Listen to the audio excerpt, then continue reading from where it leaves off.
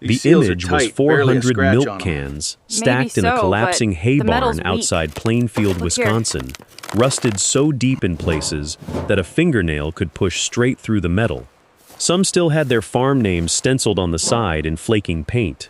Kowalski Dairy, Vogel Bros, 10 Mile Creek Creamery, names of operations that had gone under decades before bulk tanks I'm and telling refrigerated you, trucks that made the offer is too 10-gallon low. cream can obsolete. barn alone is A worth scrap more than dealer that, had already even in turned this them down condition. twice. The going rate for scrap steel that year didn't cover the diesel to haul them off.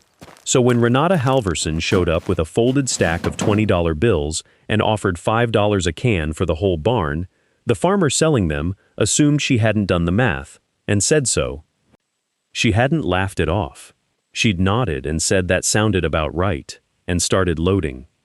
Renata was 46 that spring, divorced 2 years, and out of work for 1. She'd spent 18 years on the line at a condensed milk cannery in Walpaca County, a job that had once felt permanent, the way things feel permanent when you're 30. The plant closed in the fall of 2019, folded into a larger co-op 200 miles east, and the severance check was gone by March.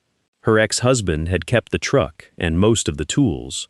What she had was a rented house on the edge of town, a Ford Ranger with a bad wheel bearing, and a 2-bay detached garage that used to be a tractor shed. She'd noticed the cream cans for a specific, personal reason. Her grandfather had run a small Guernsey operation outside Iola until 1974, and she remembered, as a girl, the clatter of empty cans being loaded onto the milk hauler's truck before dawn, the specific ring of galvanized steel on a wooden truck bed, a sound she hadn't heard in 40 years and hadn't known she missed until a friend mentioned that a neighbor was clearing out a barn full of the things to make room for hay storage. She drove out on a whim, more curious than hopeful, and found the 400 cans stacked in 3 rows, rusted through in some, sound in others, a handful with lids still latched. Everyone standing in that barnyard agreed on one thing: the cans were junk. Scrap steel prices that spring sat around $130 a ton, and 400 empty 10-gallon cans, most of them mostly rust, weren't worth the fuel to haul to the yard in Wausau. The farmer, a man named Delbert Ostrowski, told her flatly that she was wasting her money, that these things had sat out here rusting since Nixon was president, and nobody in 30 years had wanted them for anything but scrap weight.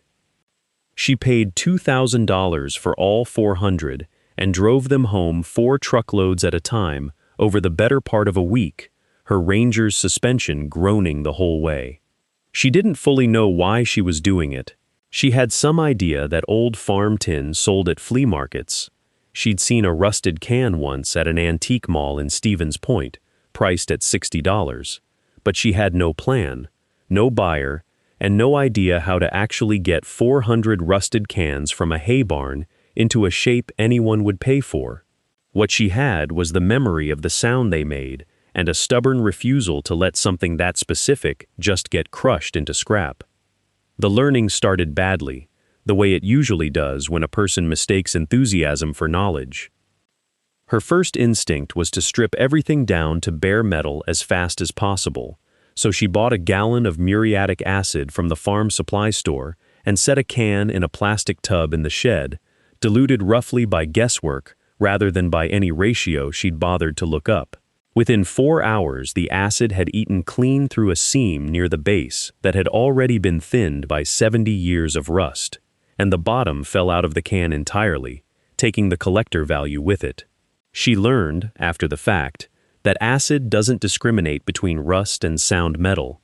It attacks whichever is thinnest fastest, and a can, with an already compromised seam, will fail there first, every time, regardless of how careful the rest of the job is. 15 cans went through that acid tub before she figured out she was destroying more value than she was uncovering. Collectors, she'd learn, pay for patina and structural soundness together. A can that's been dipped raw and bright loses the very look that makes it worth anything, and a can with a blown seam is scrap no matter how shiny the rest of it gets. She switched to electrolysis, which she'd read about on a restoration forum. running a low-voltage current through a solution of washing soda and water with a sacrificial steel anode to pull rust off through a chemical process rather than an acid bite. Her first rig was a plastic barrel, a battery charger from the Ranger, and a length of rebar she had lying around for the anode. It worked, more or less, on the first can. The rust lifted in a gray sludge over about 18 hours, and the can beneath it was solid. But she ran 6 cans at once in a bigger tank to save time, hooked them all to the same charger without understanding that current has to be evenly distributed across surface area, and the cans nearest the anode stripped clean, while the ones angled behind them barely changed at all after 2 full days in the tank, wasted electricity, wasted time, and 2 cans she pulled early in frustration that went back to bare rust within a week from being handled wet and set in the shed without drying and oiling immediately, which she also hadn't known you had to do. Bare, de-rusted steel flash rusts within hours of exposure to humid air unless it's dried completely and coated, a lesson that cost her a dozen cans worth of work turning to fresh orange bloom overnight. The third failure was about scale, and it embarrassed her more than the others. She'd gotten 4 cans looking genuinely good, cleaned, stabilized, the original paint and stenciling preserved rather than stripped, and she took them to a small vintage and farmhouse decor shop in Waupaca that she'd noticed sold similar things. The owner, a woman named Carol Jean Aumann, looked them over for maybe 90 seconds and told her no, not because the work was bad, but because Renata had overcleaned 2 of them, taking a wire wheel to the stenciled lettering along with the rust around it, blurring 10 Mile Creek Creamery into an illegible smear. Collectors, Carol Jean told her, didn't want a can that looked new. They wanted a can that looked like exactly what it was: old, honest, legible, with the rust arrested but not erased. Over-restoration was its own failure, one nobody warns you about because it looks, to an untrained eye, like doing a good job. That rejection was the low point, and it was also the moment the mentor entered. Carol Jean mentioned, almost as an afterthought while showing Renata the door, that if she wanted to actually understand old tin and galvanized ware, she ought to talk to a man named Gene Radke, out past Amherst, who used to repair milking equipment and tinware for half the dairies in the county before his hands gave out with arthritis in the 90s. Gene was in his 80s by then, lived alone since his wife passed, and according to Carol Jean, barely spoke to anyone anymore. Renata drove out unannounced, which she later admitted was probably rude, and found Gene in a pole barn, sorting bolts into coffee cans, seemingly for no reason other than to have something to do with his hands. She explained what she was doing. He looked at the sample can she'd brought, one of the 2 she'd ruined, for a long time without saying anything, turning it slowly in hands so knotted with arthritis that the joints stood out like walnuts. "You cleaned it like you were mad at it," he finally said. It was the only thing he said that whole first visit that mattered, and it landed twice, once as a strange, almost funny remark from an old man, and later, months in, as the actual center of the whole craft.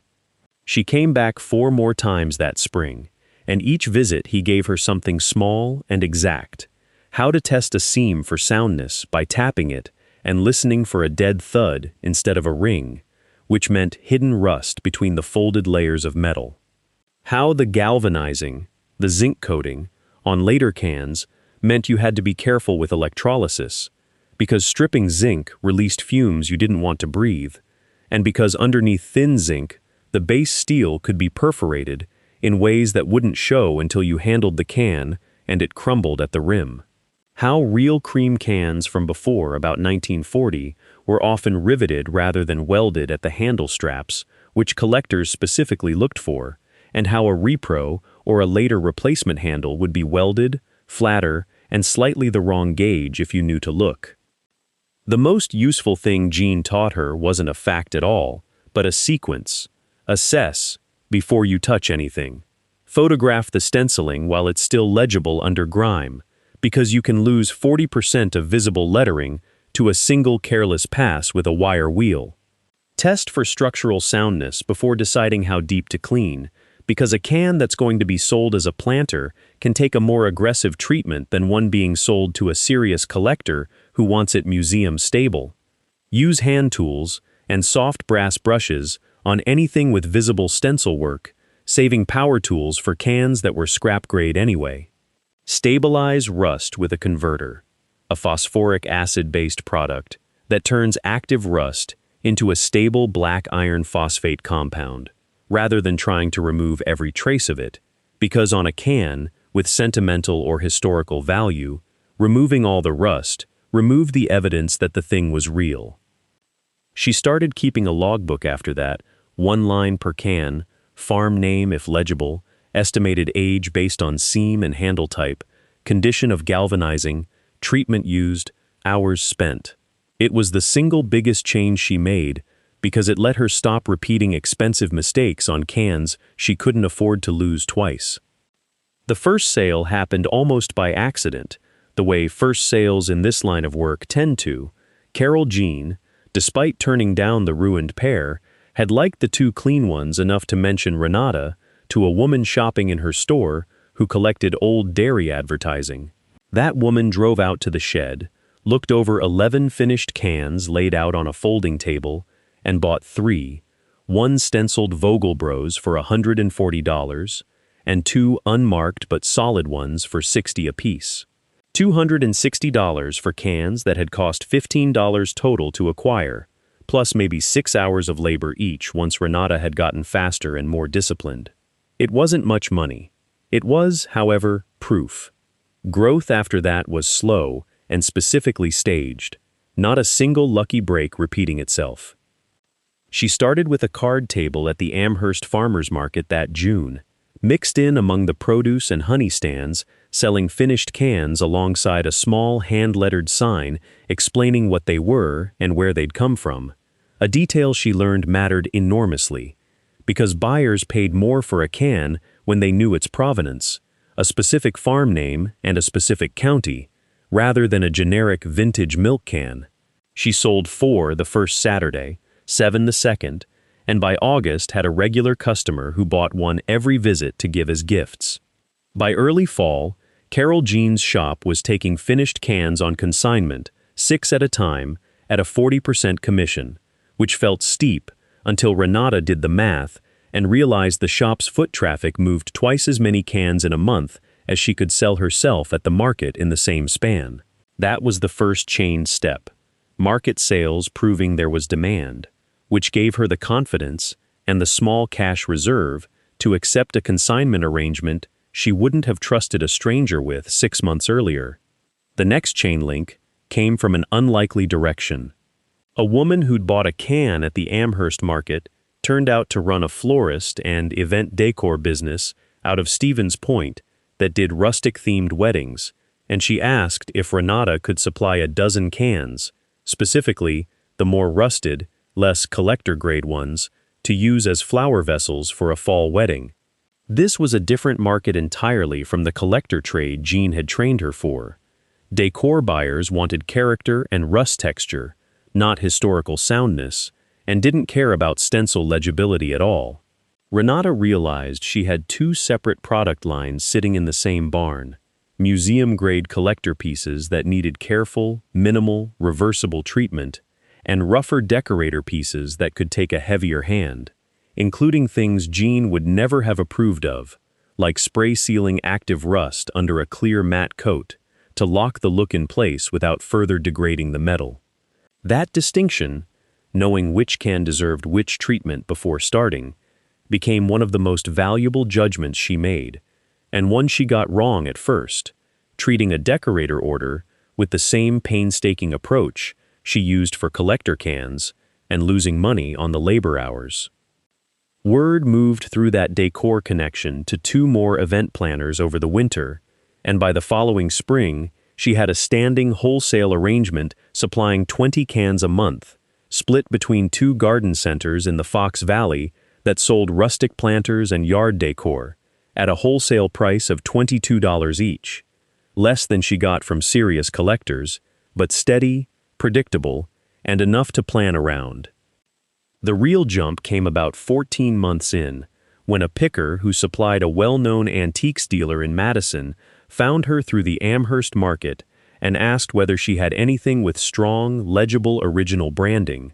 Dairy names, especially ones tied to defunct local creameries, were selling briskly to restaurants and breweries, doing farmhouse-themed interiors.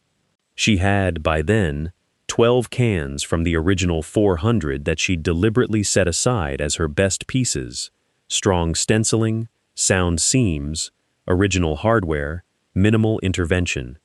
She sold all 12 to that single picker in one transaction for $400 apiece, $4,800, for cans that had cost her a total of $60 to acquire and maybe 80 hours of careful, patient labor to bring back, without erasing what made them valuable in the first place. That was the sale that made the arithmetic, the actual numbers, not the metaphor, impossible to argue with, even for the people who'd laughed at her in Delbert Ostrowski's barnyard. By then, she'd also started teaching, in a small way, which turned out to be its own source of income.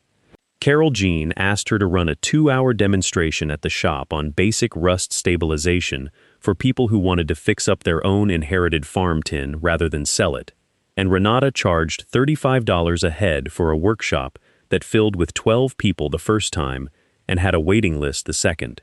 She didn't give away Jean's harder-won judgment calls: when to stop, when a can wasn't worth saving, how to tell real age from artificial distressing, but she taught the basics: electrolysis setup with proper anode spacing, the danger of overcurrent, the necessity of drying and oiling within minutes of pulling a piece from the tank, and Jean's line about cleaning like you were mad at it, which she used deliberately now to make people slow down, because she'd learned the hard way that it was the truest thing anyone had told her. Delbert Ostrowski came around eventually, in the practical way that skeptics usually do, not with an apology, but with a phone call. He had another barn, on a second piece of land he'd inherited from an uncle, full of similar tin, some cream cans, some old dairy strainers and milk pails, a few dented 10-gallon cans with lids still latched shut, likely holding whatever had been in them the day the operation shut down. He called Renata directly instead of the scrapyard, and instead of $5 a can, she paid him $8, because by then she understood which of his cans would sort into collector grade and which into decor stock, and she could afford to pay more because she knew, with real precision now, what each category was worth on the other end. He also, without her asking, started keeping an eye out on behalf of other farmers clearing out old barns in the township, calling her before calling anyone else, because word travels fast in farm country when someone pays cash for a thing everyone thought was worthless and then makes something real out of it. Jean Radke died the winter Renata's business turned 2 years old, in his sleep, at 84. She'd kept visiting him through all of it, bringing him coffee and, later, bringing him finished cans to look over before she sold the best ones, a habit that had become less about needing his approval and more about wanting him to see what his teaching had actually built. At his funeral, his niece told Renata that Jean had kept, in a drawer by his chair, a small notebook of his own from his repair days, measurements, seam types, notes on which farms used which suppliers, and that he'd wanted Renata to have it. It filled in gaps even his spoken teaching hadn't covered: exact rivet patterns by decade, which regional manufacturers stamped their cans on the base versus the collar, details that let her date and authenticate pieces with a confidence that made the Madison picker start calling her, rather than the other way around, whenever he needed something verified. 3 years after she stood in Delbert Ostrowski's barnyard with a folded stack of 20s, Renata Halverson was running the business out of the same converted tractor shed, now fitted with a proper electrolysis tank, a ventilated space for the rust converter work, and shelving for the growing inventory she sourced from a widening radius of Waupaca, Portage, and Waushara County farms. She'd sold, in total, most of the original 400 cans, a handful of the very worst, the ones with seams too far gone to save even by Jean's standards. she'd sold for scrap weight, at a loss, and she didn't mind that, because Jean had taught her that knowing when a thing wasn't worth saving was its own kind of skill. The rest had gone out as collector pieces, decor stock, wedding rentals, and workshop material, at an average return, by her own careful logbook math, of roughly 40 times what she'd paid for them at the start. Not because of luck, and not because rust is secretly valuable, but because she had learned, specifically and painstakingly, the difference between a can that was garbage and a can that was history nobody had bothered to look at closely enough yet.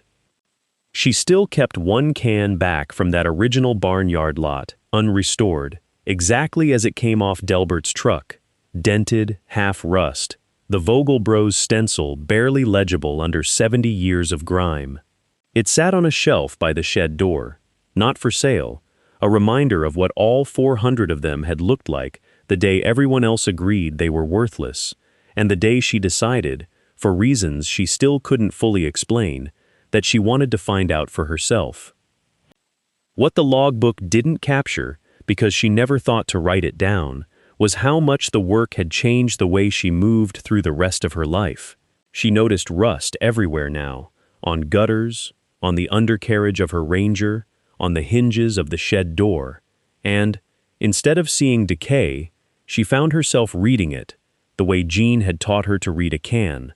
Was this active, spreading rust that needed stopping, or was it stable, a surface that had reached equilibrium with the air around it and would sit unchanged for another decade if left alone?